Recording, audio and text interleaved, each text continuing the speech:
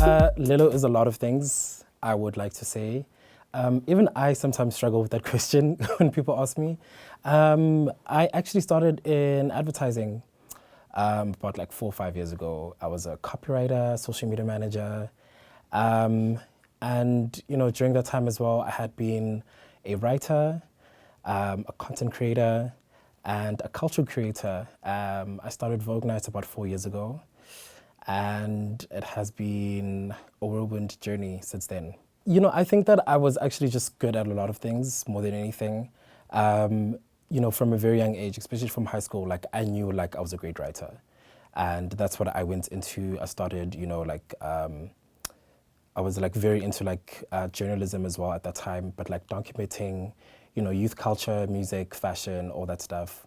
So I did like a lot of like internships through journalism, like with different media houses and publications. And then I started to write for a lot of these stuff. So like your Mail and Guardians, New York Times, Superbalist, like everything. And I think that's what strengthened my writing into going into copywriting for a lot of different agencies and doing that for brands. And, the music side of things, I sort of just fell into that. There was a friend of mine one year who just asked me to DJ at like some event they were doing. You probably might know them. Their name is Felaguchi from Faga. And they were doing an event with like very young up and coming, queer kids. And it was great. I'd never DJ'd like in my life, but I knew that I loved music so much and it's probably something that I could have done, and I did it. And then after that, it's just been a great journey since then. Well, actually, I am the only person who started Vogue Nights, and I think I brought on like a lot of different people to actually, help me come alive with this vision, because as we know, we can't do everything by ourselves, and you need a whole village to fulfill a certain dream.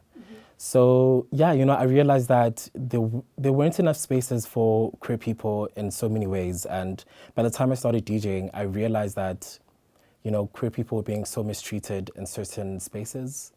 Whether it was like in bathrooms or like they weren't allowed to be booked, in certain spaces because they were too femme or too queer or whatever the case may be.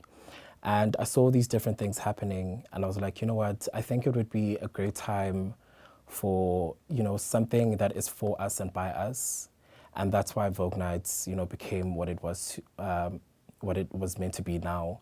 And yeah, it borrowed from, the ballroom culture that was, happening globally around the world, and, that ballroom is actually something that fosters community and love and respect, but through a very, interesting way of just like competing with like different houses and individuals through categories. And I think that's what sets this particular event apart from everything else that's going on, because not only does it stand up for certain human rights, but we are doing it in such a very fun way.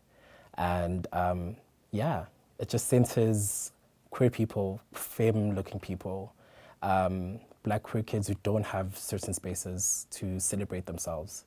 I honestly would love to take Vogue Nights probably like everywhere around the country, possibly into like, different African countries as well. It might be a little bit tricky, but I think that's the work that needs to be done.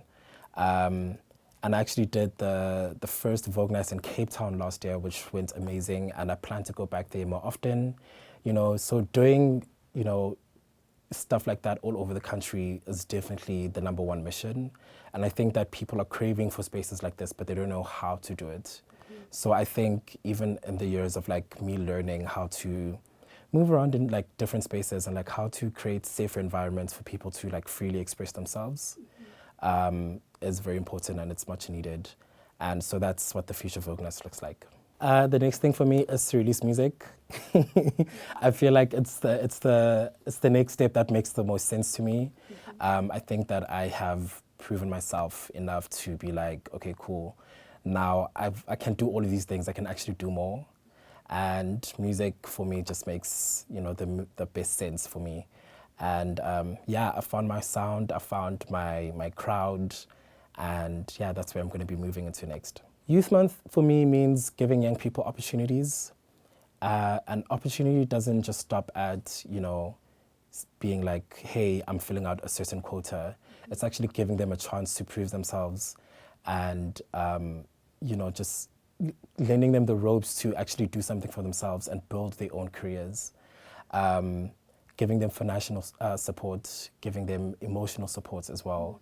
Because I think that a lot of people don't actually give young people chances for whatever reason it may be. But, that's what it essentially means for me. I think there's so many things that set us apart from like everything else. I don't know what it is. Maybe it's just like we have a certain hunger about us. And you can see it in the way that we crave like certain like movements that also inspire the world. So like the Go movement, the Amapiano movement, like there's something about the cultures that we build ourselves that inspire the world. And it's not the first time we're seeing this. We saw it with Kwaito and how that addressed, certain issues through entertainment as well. But not even through entertainment, but, just like politically and socially, like all the justice that we, stand up for. Like, I think South African youth have such important voices, and the way that we express it is so beautiful and empowering as well. And I think that it's just something that's probably like in our DNA, and I think it's going to carry on much more forward. I would say, as tough as it may seem, you just got to keep working harder. I know it sounds so cliche, but like sometimes, hard work will meet opportunity, and you just got to be ready to take it on. And, don't be afraid to actually just put in the work. It might be a lot, but it will pay off someday.